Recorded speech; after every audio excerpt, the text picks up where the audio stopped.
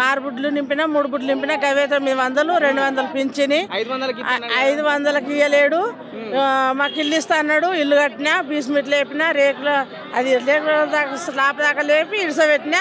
అది అట్లనే ఉంది. నేను ఇట్లనే ఉన్నా. అది ఆడ అయిపోయింది. నీడ అయిపోయింది. గణపతి నాకు 2000 పింఛన్ వస్తాయి. నా భర్త చనిపోయాడు. 4000 ఇయ్యలేడు సార్. నాకు పింఛన్ అదే 2000 ఎక్కడ 4000 ఎప్పుడు ఇచ్చిండు? వంట దేని మీద పొయ్యి మీద గ్యాస్ సిలిండరా? గ్యాస్ మీదనే. ఎంత కొంటున్నావు గ్యాస్? 900 500 పడతారు. పడతలేవు. మరి 2500 నత్తున్నాయా? ఏమీ లేవు. అవే 2000 వస్తున్నాయి. తావం భూతాలు లేని వాళ్ళకు 6000 ఇస్తాను అన్నాడు. 6000 ఏం లేవు. పొలం లేకనే కదా ఇస్తాడు. ఇవ్వలేడు. మరి ఇస్తలేడు. అవు మరి ఇస్తాను.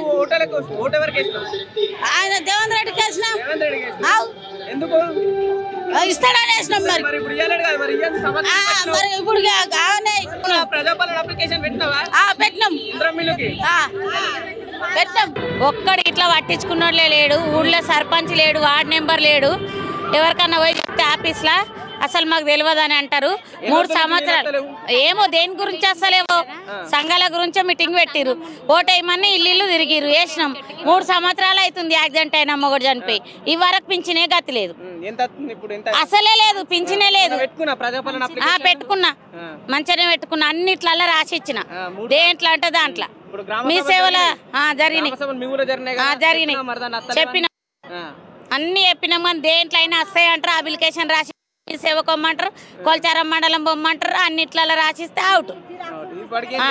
ఏవి లేవు. ఏ చెత్త కుళ్ళ పడేసిపోతాడు. కాయిదాలు ఈడి దోలుకు వచ్చిరు ఇంత దూరంగా.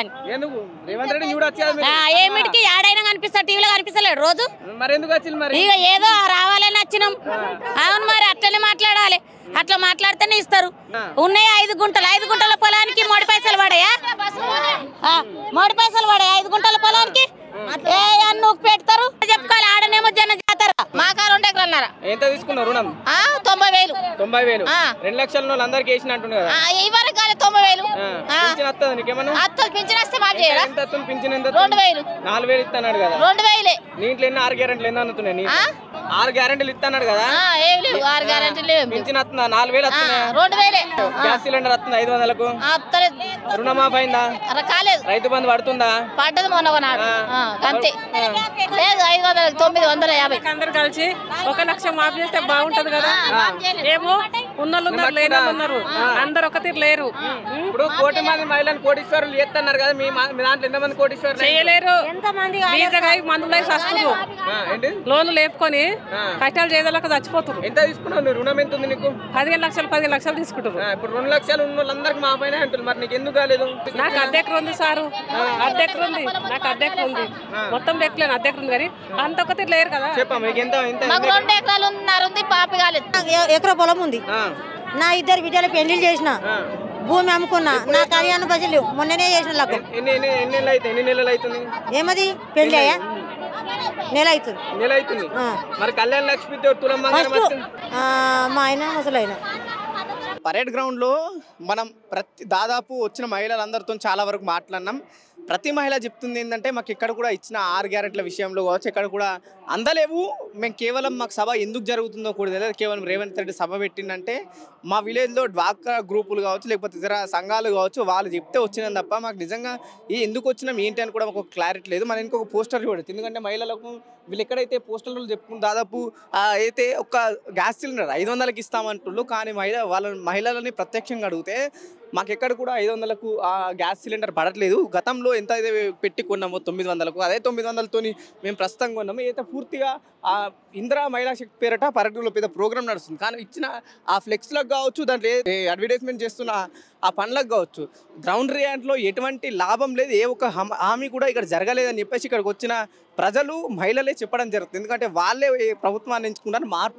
మార్పు అని చెప్పేసి మేము ఎంచుకున్నాము. ఇదేనా మేము అనుకున్న మార్పు అని చెప్పేసి మహిళలు ఆ పెద్ద ఎత్తున ప్రభుత్వాన్ని విమర్శించడం జరుగుతుంది. దాదాపు ఏదైతే సభ ఆ పరేడ్ గ్రౌండ్లో 2 గంటలకు మొదలవలసిన సభ దాదాపు 5 గంటలు అవుతుంది. ఎక్కడ కూడా ఇంత పెద్ద సభలో కుర్చీలు ఖాళీగా కనిపిస్తున్నాయి. మహిళలు కూడా ఎక్కడ కూడా రాలేరు.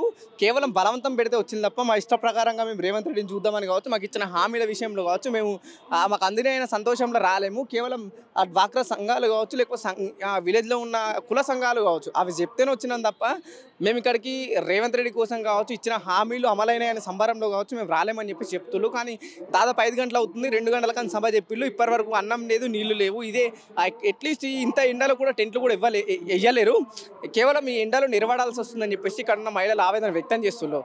చూద్దాం ప్రభుత్వం ఎందుకు ఇంత నిర్లక్ష్యంగా వ్యవహరిస్తుంది. సరే, ఒకవైపు ఏదైతే వాళ్ళు ఇస్తానన్న హామీలు పూర్తి స్థాయిలో నిలబెట్టుకోకుండానే ఇచ్చిన హామీలు నెరవేర్చక ముందే పెద్ద పెద్ద సవాల్ పెట్టి మేము ఇచ్చినామని ఎందుకు చెప్పుకోవాల్సి వస్తుంది? అసలు నిజంగానే ప్రజల వైపు నమ్ముతున్నారా, లేకుంటే ఇవన్నీ గ్రహిస్తున్నారా?